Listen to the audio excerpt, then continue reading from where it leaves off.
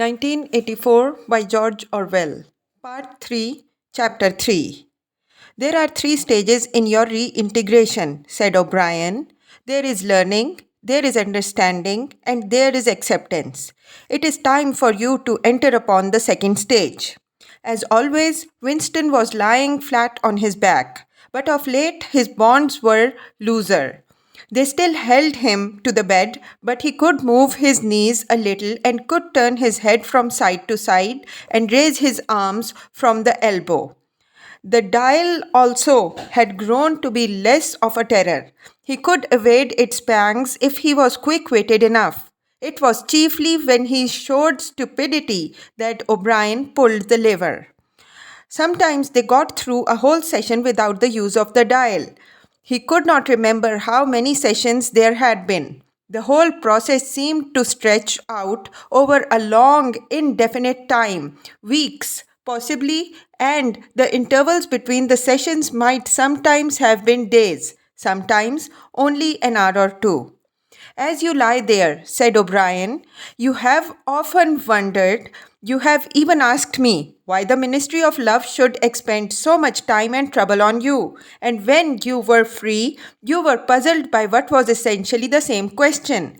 You could grasp the mechanics of the society you lived in, but not its underlying motives. Do you remember writing in your diary, I understand how, I do not understand why. It was when you thought about why that you doubted your own sanity. You have read the book, Goldstein's book, or parts of it at least. Did it tell you anything that you did not know already? You have read it, said Winston. I wrote it. That is to say, I collaborated in writing it. No book is produced individually, as you know. Is it true what it says? As description, yes. The program it sets forth is nonsense. The secret accumulation of knowledge, a gradual spread of enlightenment, ultimately a proletarian rebellion, the overthrow of the party. You foresaw yourself that was what it would say. It is all nonsense. The proletarians will never revolt, not in 1,000 years or 1,000,000. They cannot. I do not have to tell you the reason. You know it already. If you have ever cherished any dreams of violent insurrection, you must abandon them. There is no way in which the party can be overthrown. The rule of the party is forever.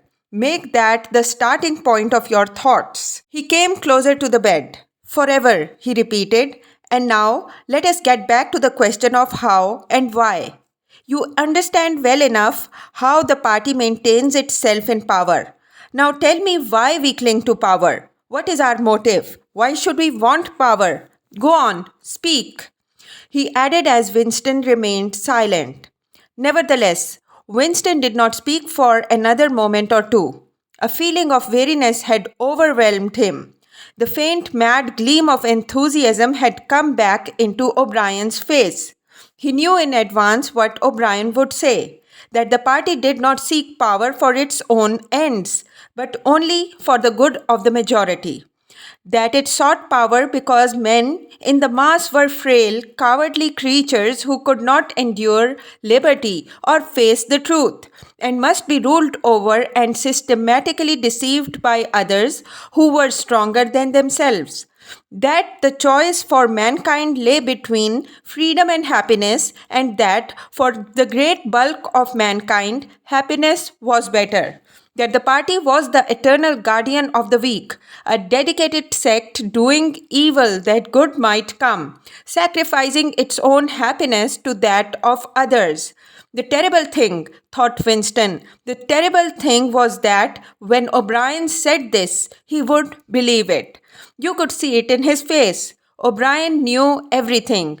1,000 times better than Winston, he knew what the world was really like, in what degradation the mass of human beings lived, and by what lies and barbarities the parties kept them there. He had understood it all, weighed it all, and it made no difference. All was justified by the ultimate purpose. What can you do, thought Winston, against the lunatic who is more intelligent than yourself? who gives your arguments a fair hearing and then simply persists in his lunacy. You are ruling over us for our own good, he said feebly. You believe that human beings are not fit to govern themselves, and therefore, he started and almost cried out. A pang of pain had shot through his body. O'Brien had pushed the lever of the dial up to 35. That was stupid, Winston, stupid, he said. You should know better than to say a thing like that. He pulled the lever back and continued. Now I will tell you the answer to my question. It is this.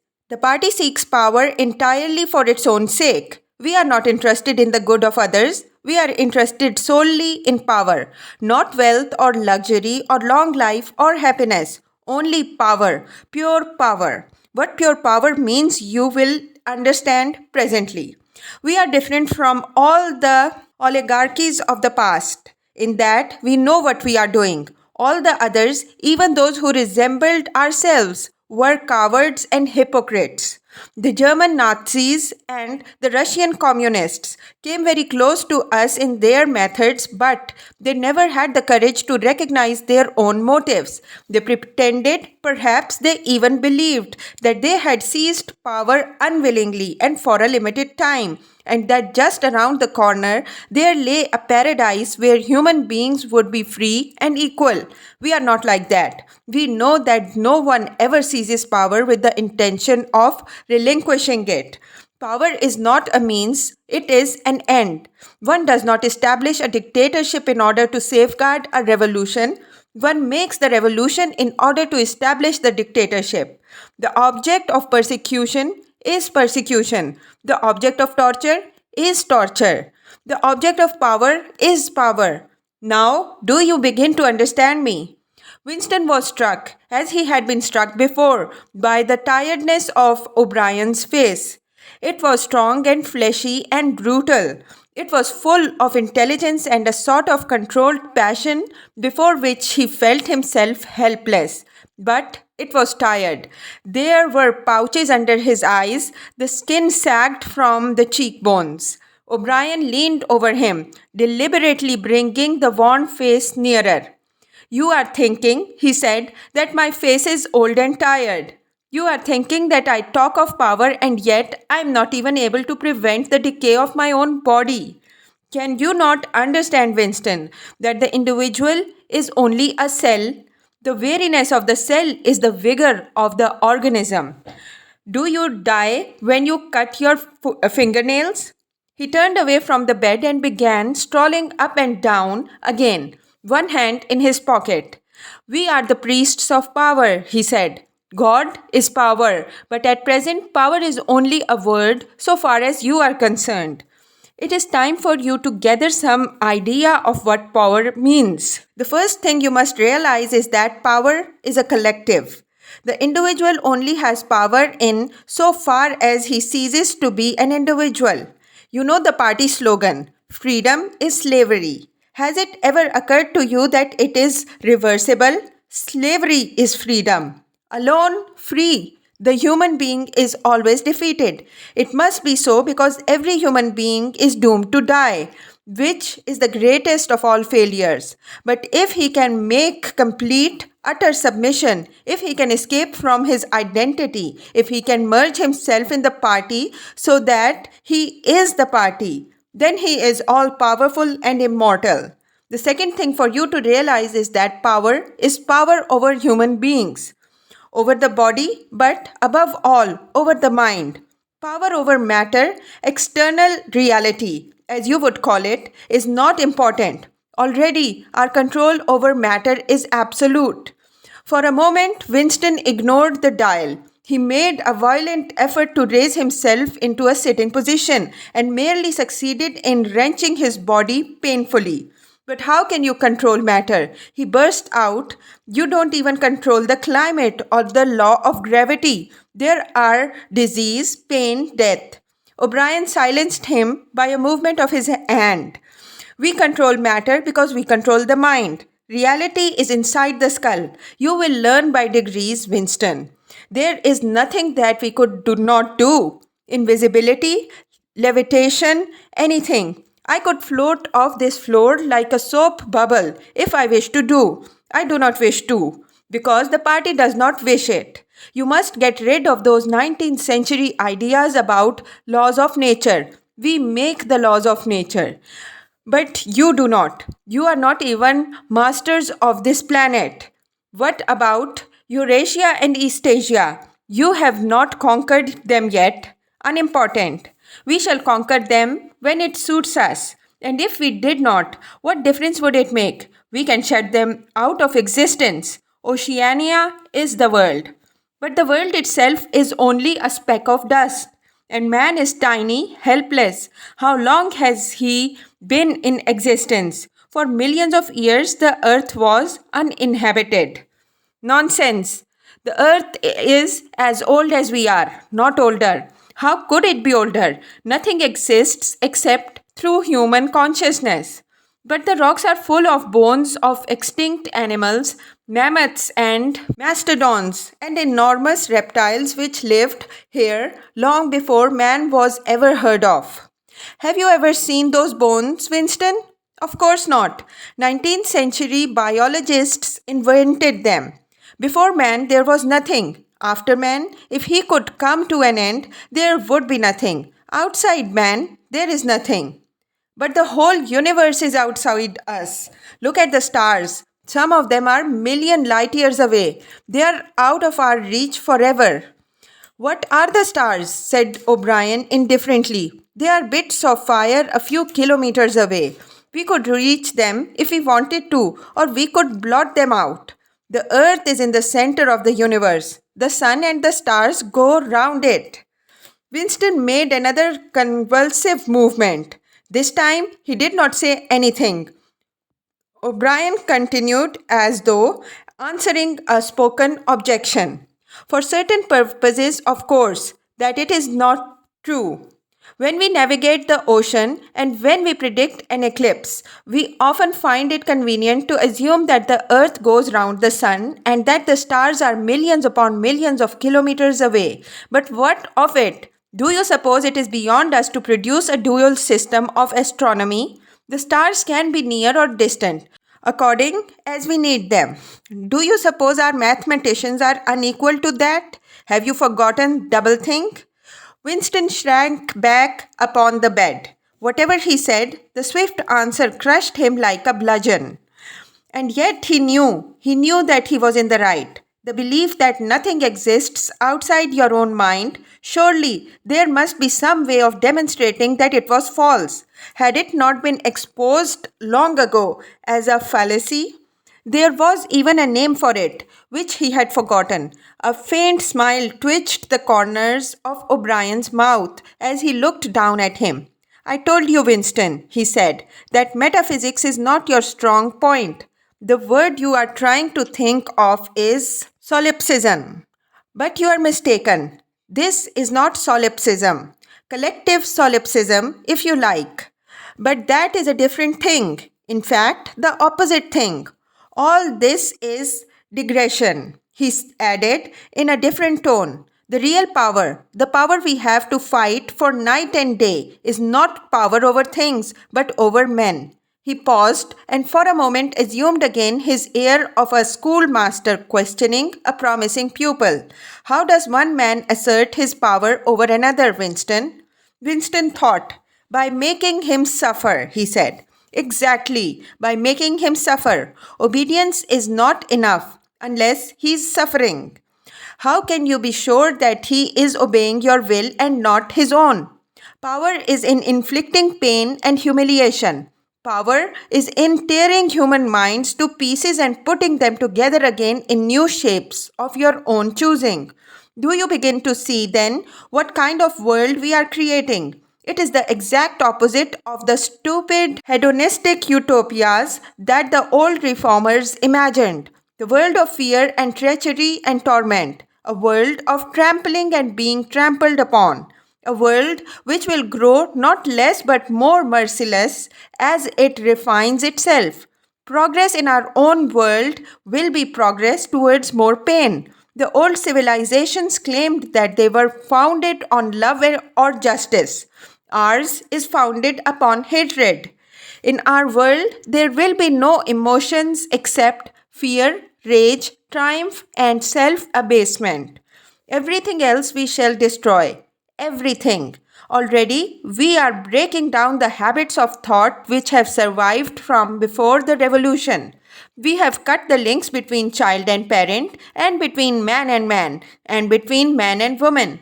No one dares trust a wife or a child or a friend any longer. But in the future, there will be no wives and no friends. Children will be taken from their mothers at birth, as one takes eggs from a hen. The sex instinct will be eradicated. Procreation will be an annual formality like that of renewal of ration card. We shall abolish the orgasm. Our neurologists are at work upon it now. There will be no loyalty except loyalty towards the party. There will be no love except the love of Big Brother. There will be no laughter except the laugh of triumph over a defeated enemy. There will be no art, no literature, no science. When we are omnipotent, we shall have no more need of science. There will be no distinction between beauty and ugliness. There will be no curiosity, no enjoyment of the process of life. All competing pleasures will be destroyed. But always, do not forget this, Winston. Always, there will be the intoxication of power, constantly increasing and constantly growing subtler.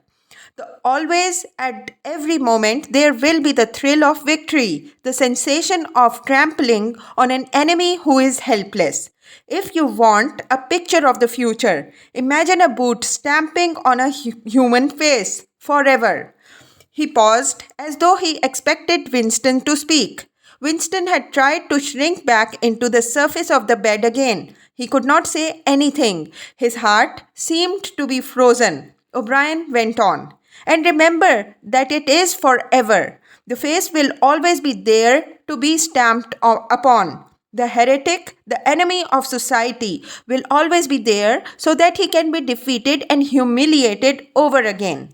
Everything that you have undergone since you have been in our hands, all that will continue and worse. The espionage, the betrayals, the arrests, the tortures, the executions, the disappearances will never cease. It will be a world of terror as much as a world of triumph. The more the party is powerful, the less it will be tolerant. The weaker the opposition, the tighter the despotism. Goldstein and his heresies will live forever. Every day, at every moment, they will be defeated, discredited, ridiculed, spat upon, and yet they will always survive. This drama that I have played out with you during 7 years will be played out over and over again, generation after generation, always in a subtler form. Always we shall have the heretic here at our mercy, screaming with pain, broken up, contemptible, and in the end, utterly penitent, saved from himself, crawling to our feet of his own accord.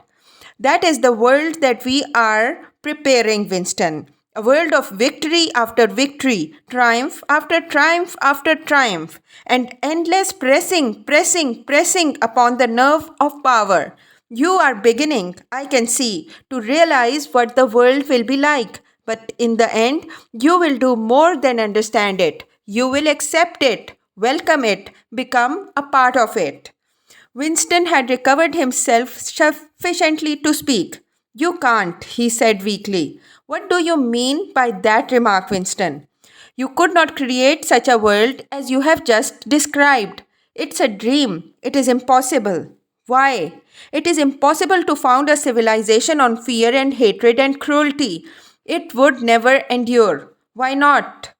It would have no vitality. It would disintegrate. It would commit suicide. Nonsense. You are under the impression that hatred is more exhausting than love. Why should it be? And if it were, what difference would that make? Suppose that we choose to wear ourselves out faster. Suppose that we quicken the tempo of human life till men are senile at 30. Still, what difference would it make? Can you not understand that the death of an individual is not death? The party is immortal. As usual, the voice had battered Winston into helplessness. Moreover, he was in dread that if he persisted in his disagreement with O'Brien would twist the dial again, and yet he could not keep silent. Feebly, without arguments, with nothing to support him except his inarticulate horror of what O'Brien had said, he returned to the attack. I don't know. I don't care. Somehow you will fail. Something will defeat you. Life will defeat you. We control life, Winston, at all its levels. You are imagining that there is something called human nature which will be outraged by what we do and will turn against us. But we create human nature. Men are infinitely malleable. Or perhaps you have returned to your old idea that the proletarians or the slaves will arise and overthrow us. Put it out of your mind. They are helpless like the animals. Humanity is the party. The others are outside, irrelevant. I don't care. In the end, they will beat you. Sooner or later, they will see you for what you are and then they will tear you to pieces. Do you see any evidence of that happening or any reason why it should? No, I believe it. I know that you will fail. There is something in the universe. I don't know, some spirit, some principle that you will never overcome. Do you believe in God, Winston? No. Then what is it, this principle, that will defeat us? I don't know. The spirit of man. And do you consider yourself a man? Yes. If you are a man, Winston, you are the last man. Your kind is extinct. We are the inheritors. Do you understand that you are alone? You are outside history. You are non existent. His manner changed and he said more harshly, and you consider yourself morally superior to us with our lies and our cruelty. Yes, I consider myself superior. O'Brien did not speak. Two other voices were speaking. After a moment, Winston recognized one of them as his own. It was a soundtrack of the conversation he had had with O'Brien on the night when he had enrolled himself in the Brotherhood. He heard himself promising to lie, to steal, to forge, to murder, to encourage drug taking and prostitution, to disseminate venereal diseases, to throw vitriol into a child's face. O'Brien made a small, impatient gesture as though to say that the demonstration was hardly worth making. Then he turned a switch and the voices stopped. Get up from the bed, he said. The bonds had loosened themselves. Winston lowered himself to the floor and stood up unsteadily. You are the last man, said O'Brien. You are the guardian of the human spirit. You shall see yourself as you are. Take off your clothes. Winston undid the bit of string that held his overalls together. The zip fastener had long since been wrenched out of them. He could not remember whether at any time since his arrest he had taken off all his clothes at one time. Beneath the overalls, his body was looped with filthy yellowish rags, just recognizable as the remnants of underclothes. As he slid them to the ground, he saw that there was a three-sided mirror at the far end of the room. He approached it, then stopped short. An involuntary cry had broken out of him. Go on, said O'Brien. Stand between the wings of the mirror. You shall see the side view as well. He had stopped because he was frightened. A bowed, grey-colored, skeleton-like thing was coming towards him. Its actual appearance was frightening, and not merely the fact that he knew it to be himself. He moved closer to the glass. The creature's face seemed to be protruded because of its bent carriage. Forlorn jailbird's face with a knobby forehead running back into a bald scalp, a crooked nose, and battered-looking cheekbones above which his eyes were fierce and watchful. The cheeks were seamed, the mouth had a drawn-in look. Certainly, it was his own face, but it seemed to him that it had changed more than he had changed inside. The emotions it registered would be different from the ones he felt. He had gone partially bald. For the first moment, he had thought that he had gone grey as well, but it was only the scalp that was grey, except for his hands and a circle of his face. His body was grey all over with an ancient ingrained dirt. Here and there, under the dirt, there were the red scars of wounds, and near the ankle of varicose ulcer was an inflamed mass of flakes of skin peeling off it. But the truly frightening thing was the emaciation of his body. The barrel of the ribs was as narrow as that of a skeleton. The legs had shrunk so that the knees were thicker than the thighs. He saw now what O'Brien had meant about seeing the side view. The curvature of the spine was astonishing. The thin shoulders were hunched forward so as to make a cavity of the chest. The scraggy neck seemed to be bending double under the weight of the skull. At a guess, he would have said that it was the body of a man of 60 suffering from some malignant disease. You have thought sometimes, said O'Brien, that my face, the face of a member of the inner party, looks old and worn. What do you think of your own face? He seized Winston's shoulders and spun him round so that he was facing him. Look at the condition you are in, he said. Look at this filthy grime all over your body. Look at the dirt between your toes. Look at that disgusting running sore on your leg. Do you know that you stink like a goat? Probably you have ceased to notice it. Look at your emaciation. Do you see? I can make my thumb and forefinger meet round your bicep. I could snap your neck like a carrot. Do you know that you have lost 25 kilograms since you have been in our hands? Even your hair is coming out in handfuls. Look, he plucked at Winston's head and brought away a tuft of hair. Open your mouth. 9, 10, 11 teeth left. How many had you when you came to us? And the few you have left are dropping out of your mouth. Look here. He seized one of Winston's remaining 4 teeth between his powerful thumb and forefinger. A twinge of pain shot through Winston's jaw. O'Brien had wrenched the loose tooth out by the roots. He tossed it away across the cell.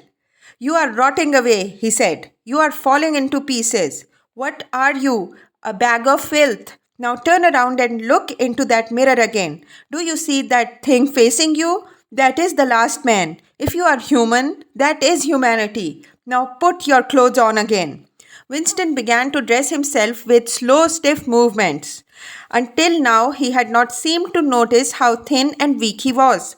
Only one thought stirred in his mind, that he must have been in this place longer than he had imagined.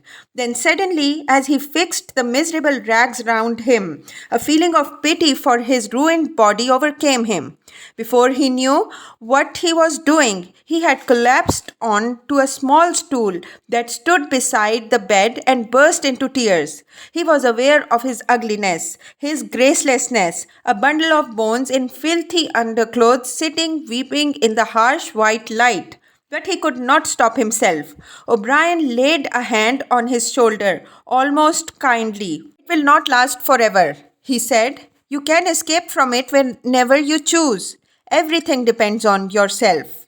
You did it, sobbed Winston. You reduced me to this state. No, Winston, you reduced yourself to it. This is what you accepted when you set yourself up against the party.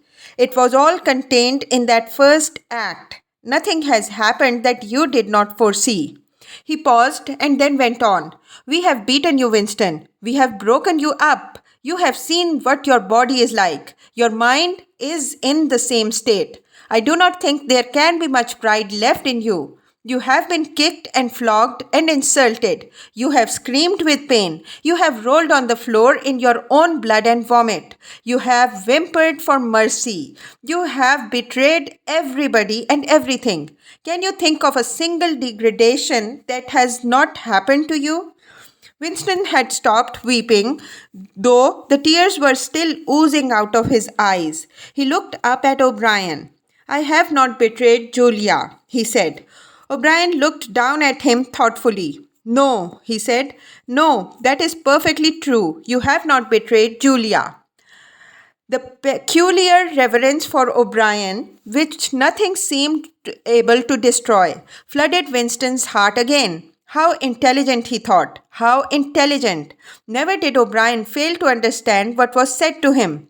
Anyone else on earth would have answered promptly that he had betrayed Julia, for what was there that they had not screwed out of him under the torture? He had told them everything he knew about her habits, her character, her past life. He had confessed in the most trivial detail everything that had happened at their meetings, all that he had said to her and she to him. Their black market meals, their adulteries, their vague plottings against the party, everything, and yet in the sense in which he intended the word. He had not betrayed her. He had not stopped loving her. His feelings towards her had remained the same. O'Brien had seen what he meant without the need of for explanation. Tell me, he said, how soon will they shoot me? It might be a long time, said O'Brien. You are a difficult case, but don't give up hope. Everyone is cured sooner or later. In the end, we shall shoot you.